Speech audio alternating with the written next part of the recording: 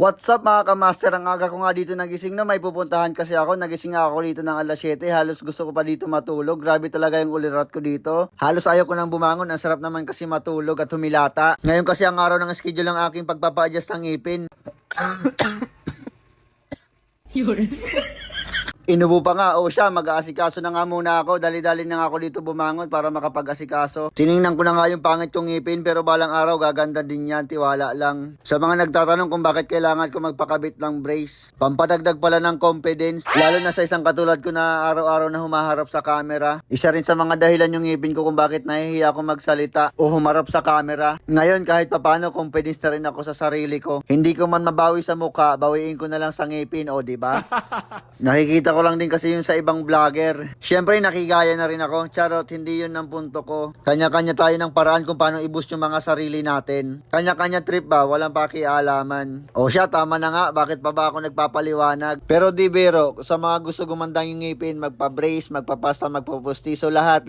Magpabunot o ano pa man, i-PM nyo lang ako. May kilala akong doktor. Siya yung nag-aalaga ng ngipin ko ngayon. Naghahanap rin pala ako ng trabaho, taga-plancha. Kita nyo ba kung gaano ako kapulido magplancha?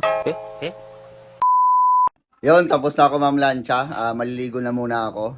Bali, magpapa-adjust pala ako ngayon ng aking brace. Papabagawin kasi meron na siyang naputol.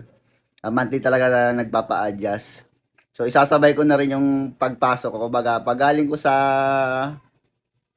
kay Doc, diretso pasok na ako. So, let's go. Samahan nyo ngayong araw sa maghapon. Yay! Yun, kakatapos ko lang maligo. Magbibihis na rin pala ako. Nakausap ko yung doktor ko, bawal daw kasi mag-vlog dun sa loob. Pero sa loob lang naman, pabakikita ko lang yung bunganga ko kung paano siya i-adjust. Ito kasi mayroon siyang natanggal dyan eh. Tsaka taking bata tong isa, meron pa siyang bubunutin. Nakausap ko naman yung doktor ko na kung pwede mag-vlog, sabi ng doktor ko bawal daw dun sa loob. Naiintindihan ko naman yun, kaya nga ako nagpaalam eh. Pero yun nga, abangan niyo ako mamaya. Dali-dali na nga ako dito nagbihis, parang tinanghali na ako, kakaasikaso. Iya ba, parang babae kumilo.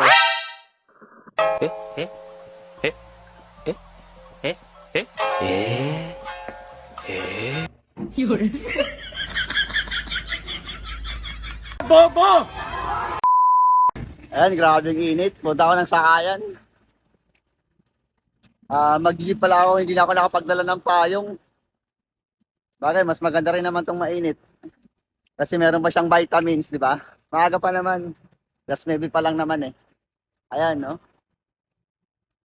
Lalakarin ko. Sarap.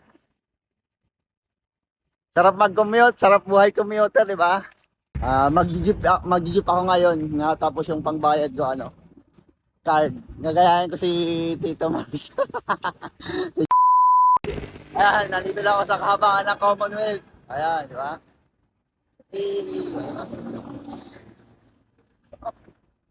Ayun, doon ako mag-aantay. At nakasakay na nga ako ng jeep papuntang Pasig, no? Bala ko pa nga dyan mag 1, 2, 3 kasi card yung gamit ko. Hoy, joke lang, nagbayad ako dyan. Pero totoo, nakapag 1, 2, 3 na talaga ako noon, lalo na nung wala akong pamasahe. Isang beses lang siguro yon. Nung araw kasi 50 pesos lang yung baon ko.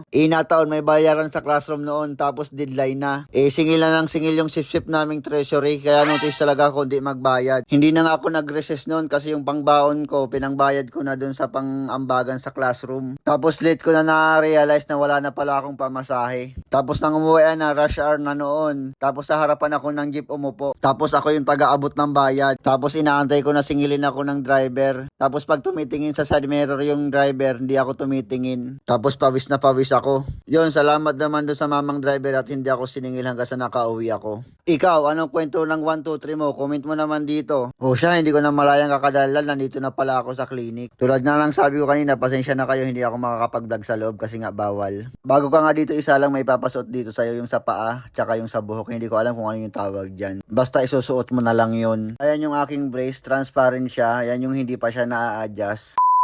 At wala, ito na nga siya. Kulay pink nga yung pinalagay ko dito. Ayaw ko na ng transparent kasi naninilaw siya. Nandito na ako sa pasukan ko. 5 minutes na lang. 5 minutes na lang, late na ako. So mamaya na lang ulit. Grabe. Traffic kasi. Ano, napaka-traffic, Diyos ko. Buti maabot pa ako. 1:15 yung pasok ko. Ano na, 1:05 pa. So may 10 minutes pa ako. Okay, let's go. Mamaya na lang. I love you all.